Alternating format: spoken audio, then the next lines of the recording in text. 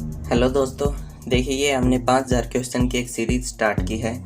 और ये 5000 क्वेश्चन जो एसएससी के ये 5 एग्ज़ाम्स हैं, सीजीएल, सीपीयू, सीएचएसएल, एमटीएस और एसएससी जीडी, इन सभी के ये 5000 क्वेश्चन इस सीरीज़ में हम कवर करेंगे। और ये वीडियो रोज़ सुबह आपको 8 बजे हमारी अप टू स्टडी चैनल पर मिल जाएगी। और ये सीरीज़ लगभग 2 महीने तक चलने वाली है। तो चलिए दोस्तों स्टार्ट करते हैं। कार के निष्कासित धुएं में कौन सी जहरीली गैस होती है? तो देखिए, कार के निष्कासित धुआं जो होता है उसके अंदर कार्बन मोनोऑक्साइड तथा लेड व सल्फर डाइऑक्साइड ये प्रमुख रूप से जहरीली गैस होती है। लेकिन जो कार्बन मोनोऑक्साइड है ये सबसे अधिक जहरीली गैस होती है। नेक्स्ट है, सबसे प्रचुर मात्रा में मिलने वाला तत्व कौन सा है? तो देखिए, सबसे प्रचुर मात्रा जो के अंदर अपनी भूपर्पट्टी है, पृथ्वी की भूपर्पट्टी में पाए जाने वाला ऑक्सीजन जो तत्व है वो लगभग 46.6% यानी कि सर्वाधिक मात्रा में पाया जाता है। और अगर ब्रह्मांड में पूछे तो पूरे ब्रह्मांड में सर्वाधिक हाइड्रोजन तत्व पाया जाता है। तो यहाँ पर राइट आंसर होगा ऑक्सीजन तत्व सबसे अधिक प्रचुर मात्रा में पाया जाता है पृथ्वी पर। वायुमंडल में सबसे प्रचुर अकीरिय गैस कौन सी है? तो देखिए, वायुमंडल के अंदर सबसे प्रचुर अकीरिय गैस है आर्गन। आर्गन सबसे प्रचुर अकीरिय गैस है। लेकिन एक अकीरिय गैस है रेडोन। रेडोन वायुमंडल के अंदर कभी भी नहीं पाई जाती, लेकिन सबसे अधिक कौन सी पाई जाती है? आर्गन गैस सबसे अधिक पाई जाती है। और अकीरिय की खोज किसने की थी? तो देखिए, अकीरिय गैसों की खोज रेले द्वारा की गई थी। कैंसर के उपचार के लिए प्रयुक्त उत्कृष्ट गैस कौन सी है? तो देखिए, जो रेडोन है, रेडोन एक रेडियो सक्रिय तत्व है और इसका उपयोग रेडियोथेरेपी के रूप में कैंसर के इलाज के लिए किया जाता है। तो राइट आंसर होगा रेडोन का उपयोग किया जाता है कैंसर के इलाज में। नेक्स्ट है, आंसू गैस का घटक क्या है? तो देखिए, जो आंसू गैस होती है, टीयर गैस, उसके अंदर क्लोरोपिक्रीन पाया जाता है। आंसू गैस अथवा आंसू जो अश्रु गैस है वो एक हथियार के रूप में प्रयोग किए जाने वाली गैस है। क्लोरोपिक्रीन एक जहरीला रसायन होता है जिसका रासायनिक सूत्र क्या है? CClNO3। यहाँ पर देखिए, यह एक अश्रु स्रावक है और त्वचा तथा श्वसन तंत्र के लिए भी यह हानिकारक है। ब्रोमो एसीटोन, जाइलिल ब्रोमाइड, ये भी एक अश्रु गैस के उदाहरण हैं। तो अश्रु गैस का घटक क्या होगा? क्लोरोपिक्रीन एक अश्रु गैस का घटक होता है। निम्नलिखित में से कौन सी मात्रा जड़त्व का माप है? तो देखिए, जड़त्व का माप कौन सी मात्रा है? तो द्रव्यमान वह मात्रा है जो पूरी तरह से जड़त्व पर निर्भर है। किसी व्यक्ति का जड़त्व उतना ही अधिक होगा जितना अधिक उस व्यक्ति का द्रव्यमान होगा। यानी कि जो इनर्जिया है वो डायरेक्टली प्रोपोर्शनल होता है मास की। तो यहाँ पर राइट आंसर होगा द्रव्यमान। नेक्स्ट है, कहा जाता है कि ताजमहल मार्बल कैंसर से ग्रस्त है। तो यह मार्बल कैंसर क्या है? तो देखिए, मार्बल कैंसर का मतलब है अम्लीय वर्षा। जो ताजमहल है वो अम्लीय वर्षा के कारण ताजमहल के मार्बल का क्षरण हो रहा है। तो देखिए, ताजमहल एक विश्व के 7 आश्चर्यों में से एक है और इसे संयुक्त राष्ट्र शैक्षणिक, वैज्ञानिक एवं संस्कृति संगठन द्वारा 1983 में विश्व धरोहर स्थल घोषित किया गया था। यानी कि यूनेस्को के द्वारा इसे 1983 में विश्व धरोहर स्थल घोषित किया गया था। और इसका निर्माण शाहजहां द्वारा उनकी बेगम मुमताज महल की याद में कराया गया था। और यह अम्लीय वर्षा के कारण इसका जो मार्बल है वो पीला पड़ता जा रहा है। निम्न में से केवल अदिश राशियों को चुनिए। अदिश का मतलब है स्केलर क्वांटिटी। यहाँ पर कौन सी है? तो देखिए, जो ऊर्जा होती है ये एक अदिश राशि है क्योंकि इसके अंदर दिशा नहीं होती, केवल परिणाम होता है। तो जिन राशियों के अंदर पूर्णतः निरूपित करने के लिए केवल परिणाम की आवश्यकता होती है, दिशा की आवश्यकता नहीं होती, उन्हें अदिश राशि कहते हैं। जैसे कि समय, चाल, द्रव्यमान, कार्य, ऊर्जा, कोण, आवेश तथा आयतन, इनमें दिशा की आवश्यकता नहीं होती, केवल परिणाम की आवश्यकता होती है। नेक्स्ट है, जब एक बस अचानक से चलती है तब बस में बैठे यात्री पीछे की ओर गिरने के लिए प्रवृत्त होते हैं। यह घटना किसका उदाहरण है? तो देखिए, पीछे की जब ओर गिरते हैं तो यह घटना स्थिरता के जड़त्व का उदाहरण है। क्योंकि जब हम बैठे रहते हैं और बस आगे की तरफ चलती है तो जब बस आगे जाएगी और हम बैठे रहेंगे तो हमारा जो नीचे का हिस्सा है ये गति में आ जाता है और जो ऊपर का हिस्सा है ये वहीं शिथिल रह जाता है, जिसके कारण हम पीछे की ओर झुक जाते हैं। यानी कि हमारा ऊपर का हिस्सा वहीं रह जाता है और आगे का हिस्सा थोड़ा, यानी कि नीचे का हिस्सा थोड़ा आगे चला जाता है। तो यह किसका नियम दर्शाता है? स्थिरता के जड़त्व का नियम।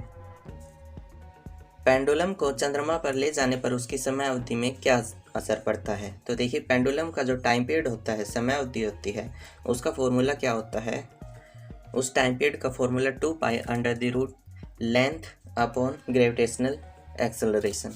तो देखिए, जाहिर सी बात है, चंद्रमा पर जी की वैल्यू कम होती है, तो जब जी यानी कि ग्रेविटेशनल फोर्स वहाँ पर कम होगा तो टाइम बढ़ जाएगा, क्योंकि यहाँ पर टाइम जो है वो इन्वर्सली प्रोपोर्शनल है जी के।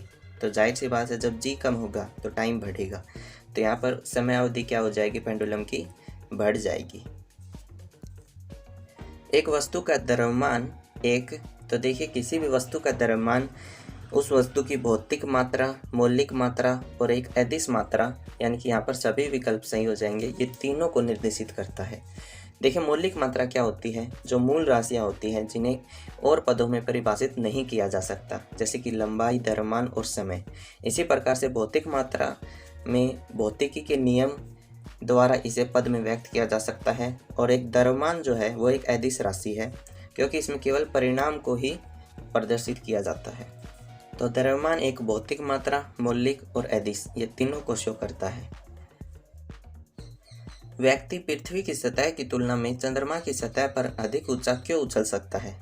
क्योंकि वहां पर चंद्रमा पर क्या कम होता है? ग्रेविटेशनल फोर्स कम होता है, जिसके कारण व्यक्ति पृथ्वी की तुलना में चंद्रमा की सतह पर अधिक ऊंचा उछल जाता है। तो यहाँ पर राइट आंसर होगा, चंद्रमा में गुरुत्वाकर्षण के कारण त्वरण पृथ्वी की तुलना में कम होता है, यानी कि वहाँ का जो गुरुत्वाकर्षण त्वरण है वो पृथ्वी की तुलना में कम होता है। नेक्स्ट है, कृत्रिम सैटेलाइट के अंदर व्यक्ति भारहीन महसूस करता है, क्योंकि पृथ्वी के आकर्षण का बल, जो पृथ्वी का आकर्षण का बल है वह अभिकेंद्र बल के समान होता है, जिसके कारण वहाँ पर जो व्यक्ति रहता है वो भारहीन महसूस करता है। जब कोई व्यक्ति पृथ्वी से चंद्रमा पर स्थानांतरित किया जाता है तो देखिए, जब किसी व्यक्ति को पृथ्वी से चंद्रमा पर स्थानांतरित किया जाएगा तो चंद्रमा का ग्रेविटेशनल फोर्स पृथ्वी के ग्रेविटेशनल फोर्स का 1/6 होता है।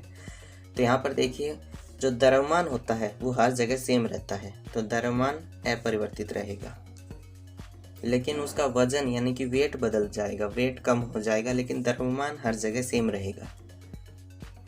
बांस एक तरह की क्या है? तो देखिए, बांस जो होता है वो एक तरह की घास होता है।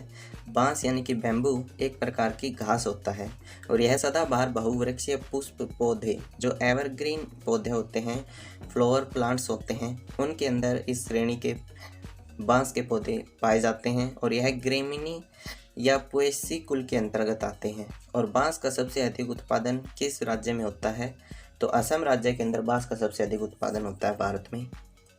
नेक्स्ट है, बहुधात्विक ग्रंथिकाएं, इन्हें मैग्नीज ग्रंथिकाएं भी कहते हैं, ये कहाँ पर पाई जाती हैं? तो देखिए, बहुधात्विक ग्रंथिकाएं गहरे महासागरों के तलों में पाए जाते हैं। चंद्रमा पर कोई अंतरिक्ष यात्री नली की सहायता से नींबू का शरबत क्यों नहीं पी सकता? क्योंकि चंद्रमा पर क्या कम होता है? वहाँ पर जो ग्रेविटेशनल फोर्स होता है वो बहुत ही कम होता है। इसी के कारण चंद्रमा पर कोई वायुमंडल नहीं है, जिसकी वजह से कोई अंतरिक्ष यात्री नींबू का शरबत नली की सहायता से नहीं पी सकता। तो राइट आंसर होगा, चंद्रमा पर कोई वायुमंडल नहीं है। माइकोप्लाज्मा जिस रोग से संबंधित है वह निम्नलिखित में से किस अवयव को प्रभावित करता है? तो देखिए, जो माइकोप्लाज्मा है उसकी वजह से कौन सा अंग प्रभावित होता है? माइकोप्लाज्मा को PPLO यानी कि प्यूलोरोनीमिया लाइक ऑर्गेनिज्म नाम दिया गया है, और इससे मनुष्यों तथा जानवरों में जो श्वसन तंत्र है वो प्रभावित होता है, यानी कि निमोनिया रोग हो जाता है, श्वास संबंधी बीमारियां हो जाती हैं। तो माइकोप्लाज्मा से कौन सा अंग प्रभावित होता है? श्वसन संबंधी बीमारियां हो जाती है, निमोनिया रोग। किस उद्योग से मुख्य तौर पर जैव प्रदूषक सेलुलोज रेशो का उत्पादन किया जाता है? तो देखिए, सेलुलोज रेशो का उत्पादन कागज और लुगदी उद्योग में किया जाता है। कागज और लुगदी उद्योग में मुख्यतः जैव प्रदूषक ऑर्गेनिक पोल्यूटेंट सेलुलोज का उत्पादन किया जाता है। तो यहाँ पर आंसर होगा केवल 3। पर्णपाती वृक्ष अपनी पत्तियां हर वर्ष गिरा देते हैं। तो देखिए जो पर्णपाती वृक्ष होते हैं या पतझड़ वन होते हैं वो प्रति मौसम या प्रति वर्ष अपने पत्ते खो देते हैं। जैसे कि सहसूत, अनार, आंवला, शीशम, ये सभी ऐसे पेड़ हैं जो एक वर्ष के अंदर अपनी सभी पत्तियों को गिरा देते हैं। नेक्स्ट है लौह इस्पात उद्योग निम्नलिखित में से किस स्थान पर जर्मनी तकनीक सहयोग से लगाया गया है। तो देखिए जर्मनी के सहयोग से जो राउरकेला इस्पात है वो विकसित किया गया है। राउरकेला इस्पात संयंत्र जर्मनी के सहयोग से वर्ष 1959 में उड़ीसा में यह लगाया गया है। बात करें दुर्गापुर की, तो दुर्गापुर ये ब्रिटेन की मदद से लगाया गया और भिलाई रूस की मदद से लगाया गया है। तो यहाँ पर राइट आंसर होगा कि जर्मनी के सहयोग से राउरकेला इस्पात संयंत्र स्थापित किया गया है। सदाबहार वर्षा वन कहाँ पाए जाते हैं। तो देखिए सदाबहार वर्षा वन अगर ऑप्शन में देखें तो इंडोनेशिया और ब्राज़ील के अंदर सदाबहार वर्षा वन पाए जाते हैं। प्रश्न अनुसार दिए गए विकल्पों में से इंडोनेशिया और ब्राज़ील में सदाबहार वन पाए जाते हैं और ये दोनों देश भूमध्य रेखा प्रदेश में स्थित हैं जहां पर उच्च तापमान तथा भारी वर्षा होती है, जिसे सदाबहार वन विकसित रहते हैं और ये वन सीमित क्षेत्रों में म्यांमार और श्रीलंका के अंदर भी पाए जाते हैं। जैसे कि ये गोलार्ध है तो यहाँ पर क्या है भूमध्य रेखा, तो यहाँ पर क्या होता है उच्च तापमान होता है और भारी वर्षा होती है जिसके कारण यहाँ पर सदाबहार वन विकसित होते हैं। महान विभाजक श्रेणी किस महाद्वीप में स्थित है। तो देखिए महान विभाजक श्रेणी ऑस्ट्रेलिया महाद्वीप के अंदर स्थित है। निम्नलिखित में से किसका मिलान सही नहीं है। तो यहाँ पर देखिए एक तरफ देश लिखे गए हैं और दूसरी तरफ है उनकी राजधानी। तो बात करें इंडोनेशिया की, तो इंडोनेशिया की राजधानी क्या है जकार्ता। मालदीव की राजधानी माले, जिम्बाब्वे की राजधानी हाररे और उत्तर कोरिया की राजधानी प्योंगयांग है। और सिलोई किसकी राजधानी है, सिलोई दक्षिण कोरिया की राजधानी है। उत्तर कोरिया की राजधानी क्या है, प्योंगयांग। नेक्स्ट है निम्न भू आकृतिक युग्मों में से कौन सा सही नहीं है। तो देखिए जो सर्क है वो हिमनद के द्वारा बनाए जाते हैं। जब हिमखंड चाप के आकार के अर्धगोला के आकार की ऐसी शेप बन जाती है तो इस शेप को सर्क कहा जाता है। बात करें संयोजी भित्ति, तो संयोजी भित्ति ये तरंग के द्वारा बनाई जाती है, डेल्टा नदी के द्वारा, घोल रंध्र वायु के द्वारा। तो यहाँ पर राइट आंसर होगा सार किसके द्वारा बनाए जाते हैं, ये हिमखंड के द्वारा बनाए जाते हैं। तो यहाँ पर हिमनद की जगह पर क्या आएगा, ग्लेशियर का शब्द प्रयोग होगा, ग्लेशियर शब्द का प्रयोग होगा। निम्न में से किसको लाल ग्रह कहा जाता है। तो देखिए लाल ग्रह के नाम से मंगल को जाना जाता है। मंगल ग्रह को लाल ग्रह क्यों कहते हैं, क्योंकि यहाँ पर आयरन ऑक्साइड की अधिकता है जिसकी वजह से यहाँ की मिट्टी लाल दिखाई देती है। नेक्स्ट है रवांडा की राजधानी क्या है। तो देखिए रवांडा की राजधानी किंगाली जो है ये रवांडा की राजधानी है और यह रवांडा का सबसे बड़ा शहर भी है और व्यापारिक केंद्र भी है किंगाली। नेक्स्ट है पृथ्वी कितनी पुरानी या कितनी इसका टाइम पीरियड क्या है। तो यह निर्धारण करने के लिए किस तकनीक का प्रयोग किया जाता है। तो देखिए पृथ्वी की जो टाइम डेटिंग प्रक्रिया को निकालने के लिए रेडियोमेट्रिकल काल निर्धारण का प्रयोग किया जाता है। रेडियोमेट्रिकल काल निर्धारण का प्रयोग पृथ्वी की टाइम पीरियड को निकालने के लिए किया जाता है। इस तकनीक का यूज चट्टानों में रेडियो समस्थानिक के क्षय होने की दर के आधार पर इनके टाइम पीरियड का निर्धारण किया जाता है। निम्न में से किस भाषा को केंद्रीय सरकार द्वारा क्लासिकल भाषा का दर्जा दिया गया है। तो देखिए क्लासिकल भाषा का जो दर्जा है वो यहाँ पर तमिल भाषा को क्लासिकल भाषा का दर्जा दिया गया है और बाकी की अगर भाषाएं देखें तो संस्कृत, तमिल, तेलुगु, कन्नड़, उड़िया और मलयालम, इन सभी भाषाओं को भारतीय सरकार द्वारा क्लासिकल भाषा का दर्जा मिल चुका है। नेक्स्ट भारतीय संविधान की रचना के समय संविधान सभा का संवैधानिक सलाहकार कौन था। भारतीय संविधान सभा के संवैधानिक सलाहकार सर BN राव थे। तो देखिए संविधान सभा की जो पहली बैठक है वो 9 दिसंबर 1946 को हुई थी और उस समय उसकी अध्यक्षता सचिदानंद सिन्हा ने की थी। बाद में 11 दिसंबर 1946 को डॉक्टर राजेंद्र प्रसाद को संविधान सभा का स्थायी अध्यक्ष नियुक्त कर दिया गया था और सर BN राव को संवैधानिक सलाहकार नियुक्त किया गया था। निम्न का मिलान करो। तो यहाँ पर देखिए केशव सेन, तो केशव सेन ने ब्रह्म समाज की स्थापना की थी। नेक्स्ट है दयानंद सरस्वती। दयानंद सरस्वती जी ने आर्य समाज की स्थापना की थी 1875 के अंदर। इन्होंने आर्य समाज की स्थापना की थी बम्बई में। नेक्स्ट आत्माराम पांडुरंग। आत्माराम पांडुरंग ने प्रार्थना समाज की स्थापना की। और लास्ट है सैयद अहमद खान। सैयद अहमद खान ने अलीगढ़ आंदोलन का नेतृत्व किया था। अलीगढ़ आंदोलन का नेतृत्व किसने किया? सैयद अहमद खान ने। नेक्स्ट है वर्तमान महावीर ने परिनिर्वाण कहाँ प्राप्त किया? वर्तमान महावीर ने मल्ल जनपद की राजधानी पावा या पावापुरी में परिनिर्वाण प्राप्त किया था। पावापुरी बिहार राज्य के नालंदा जिले में स्थित है। और जो वर्तमान महावीर थे ये जैन धर्म के 24वें तीर्थंकर थे। बात करें 23वें तीर्थंकर कौन थे, तो पार्श्वनाथ 23वें तीर्थंकर थे। और जैन धर्म के पहले तीर्थंकर कौन थे? आदिनाथ।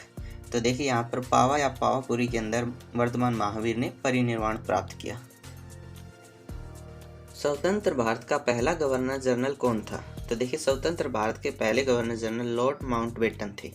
और अगर पूछे स्वतंत्र भारत के दूसरे या फिर प्रथम भारतीय गवर्नर जनरल कौन थे, तो स्वतंत्र भारत के दूसरे या फिर प्रथम भारतीय गवर्नर जनरल श्री राजगोपालाचारी थे। और इन्हें भारत रत्न भी दिया गया था सबसे पहले।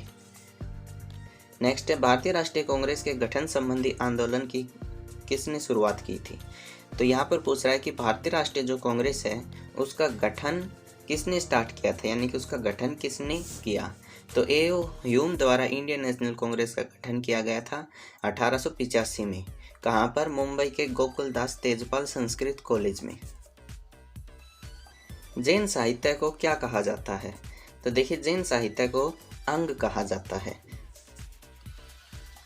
जैन साहित्य को अंग कहा जाता है। और जो बौद्ध साहित्य है उसको क्या कहते हैं? बौद्ध साहित्य को त्रिपिटक के नाम से जाना जाता है। तो यहाँ पर राइट आंसर होगा जैन साहित्य को अंग कहते हैं। गौतम बुद्ध का जन्म स्थान किसके द्वारा अंकित किया गया है? तो देखिए गौतम बुद्ध का जो जन्म स्थान है वो क्या है? लुम्बिनी ग्राम गौतम बुद्ध का जन्म स्थान है। और इसके बारे में कहाँ से पता चलता है? तो इसके बारे में अशोक जो मौर्य सम्राट था उसके रूमिनदेही स्तंभ से इसके बारे में पता चलता है। अशोक ने अपने राज्याभिषेक के 20वें वर्ष लुम्बिनी ग्राम ये गए थे और वहाँ पर पत्थर की दीवार बनाई और शिलालेख एक स्तंभ खड़ा किया। और वहीं पर भगवान बुद्ध का जन्म हुआ था ग्राम लुम्बिनी में। और इसी कारण से वहाँ का जो भूमि कर है वो 1/8 यानी कि कम कर दिया गया था घटा करके। नेक्स्ट बिंदुसार के शासन के दौरान कहाँ पर अशांति हुई थी?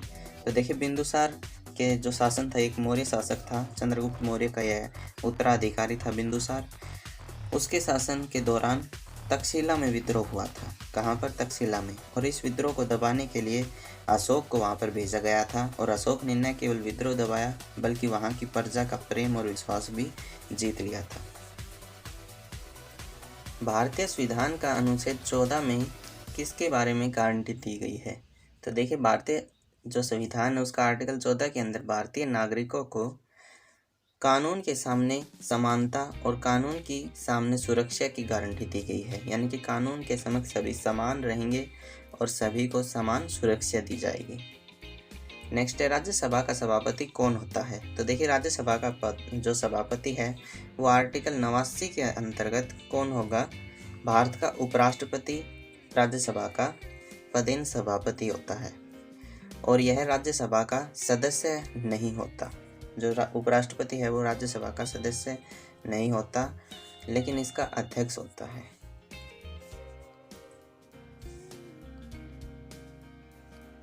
प्रत्येक 6 महीने में संसद की स्वीकृति लेकर राष्ट्रपति शासन अधिकतम कितने समय के लिए बढ़ाया जा सकता है?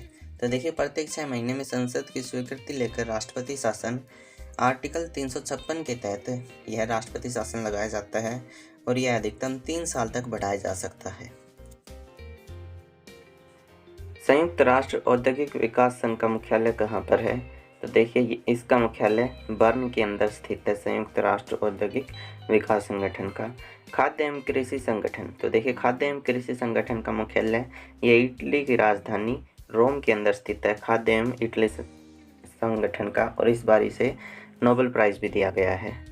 नेक्स्ट है विश्व स्वास्थ्य संघ। विश्व स्वास्थ्य संघ WHO का मुख्यालय कहाँ पर है? ये जिनेवा के अंदर स्थित है, स्विट्जरलैंड जिनेवा के अंदर। संयुक्त राष्ट्र शैक्षिक सांस्कृतिक संगठन यानी कि यूनिसेफ का जो मुख्यालय है वो कहाँ पर है?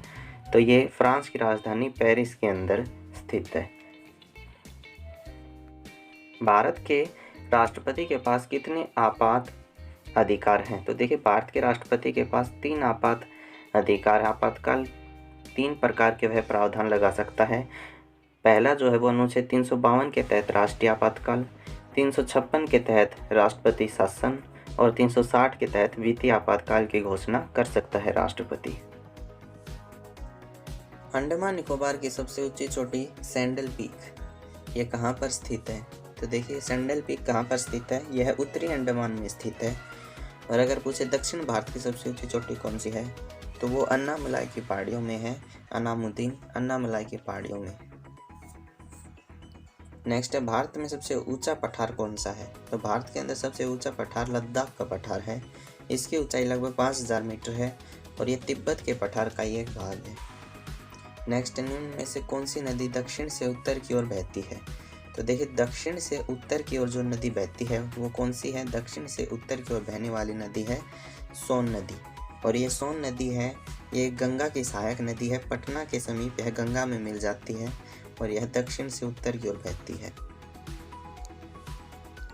नेक्स्ट है मैंग्रोव क्या है? तो देखिए मैंग्रोव एक प्रकार का वन होता है, जो डेल्टाई वन है वो मैंग्रोव वन कहलाते हैं। ये जो डेल्टाई वन होते हैं यह समुद्र का जब खारा पानी धरती पर जमा होने लगता है तो वहीं पर ये डेल्टाई वन उत्पन्न होते हैं। जैसे कि जो सुंदरवन डेल्टा है, जो सुंदरी वन है, वो एक मैंग्रोव वन का एक हिस्सा है।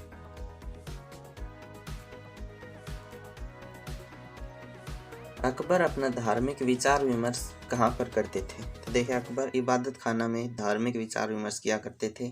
अकबर की धार्मिक और आध्यात्मिक रुचि के परिणाम स्वरूप फतेहपुर सीकरी में इबादत खाना की स्थापना 1875 ईस्वी में की गई थी और इसे 1878 ईस्वी के अंदर इबादत खाना को धर्म संसद के रूप में परिवर्तित किया। सबसे पहले तो यह केवल मुसलमानों के लिए खोला गया, लेकिन बाद में इसे सभी धर्मों के लिए खोल दिया गया था। सीमांत गांधी किसका उपनाम था? तो देखिए सीमांत गांधी के नाम से खान अब्दुल जफर खान को जाना जाता था। खान अब्दुल जफर खान को इसलिए जाना जाता था क्योंकि इन्होंने सविनय आंदोलन के दौरान उत्तर पश्चिमी सीमांत प्रांत में सक्रिय भूमिका निभाने वाले खान अब्दुल जफर खान को फ्रंटियर गांधी अथवा सीमांत गांधी कहा जाता था और इन्हें 1987 में भारत रत्न की उपाधि से भी सम्मानित किया गया था। नीचे दिए गए दिल्ली के सुल्तानों के वंशों को कला अनुसार व्यवस्थित कीजिए। तो यहाँ पर देखिए सबसे पहले अगर दिल्ली सल्तनत की बात करें तो दास वंश या गुलाम वंश आया था, जिसका टाइम पीरियड 1206 से 1290 तक था। फिर खिलजी वंश आता है, इसका टाइम पीरियड 1290 से 1320 तक। सबसे कम टाइम पीरियड खिलजी वंश का ही था।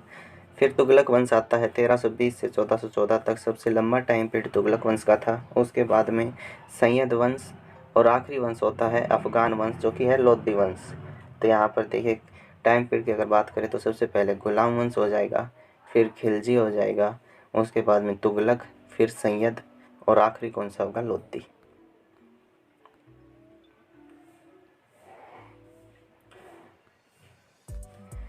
प्रयाग नगर को इलाहाबाद या अल्लाह का नगर किसने कहा था?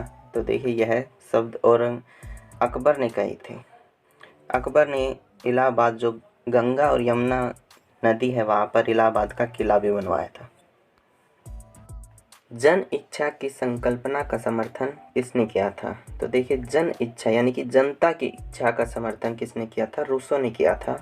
जन इच्छा की संकल्पना का समर्थन रूसो ने किया था। उन्होंने अपनी पुस्तक सोशल कॉन्ट्रस्ट में कहा कि सर्वोपरि सत्ता जनता की इच्छा में निहित है, अतः यह सत्ता जनता में होनी चाहिए, न कि किसी एक व्यक्ति या संस्था के हाथों में। नेक्स्ट है, निम्न में से कौन सा प्रशासन पर विधायी नियंत्रण के अंतर्गत नहीं आता? तो देखिए, प्रशासन पर विधायी नियंत्रण के अंतर्गत शून्यकाल नहीं आता, क्योंकि शून्यकाल प्रश्न काल के तत्काल बाद शुरू होता है और शून्यकाल के अंदर कोई भी कार्रवाई नहीं की जाती, इसलिए शून्यकाल विधायी नियंत्रण के अंतर्गत नहीं आता है।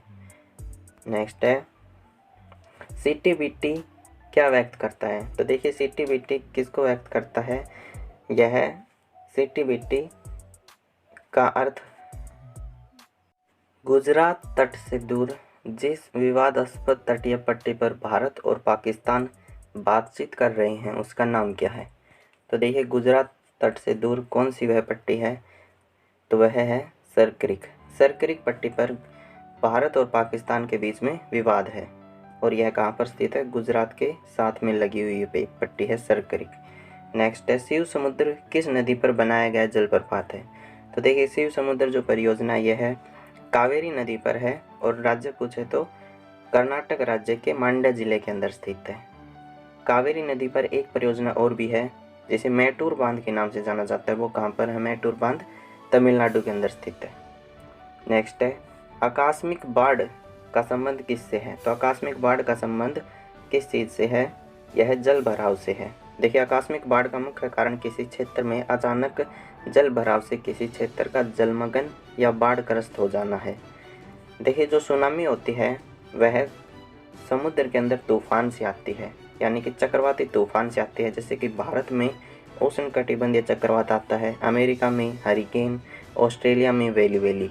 तो इस प्रकार के चक्रवातों को सुनामी कहते हैं और आकस्मिक बाढ़ जल भराव से होता है।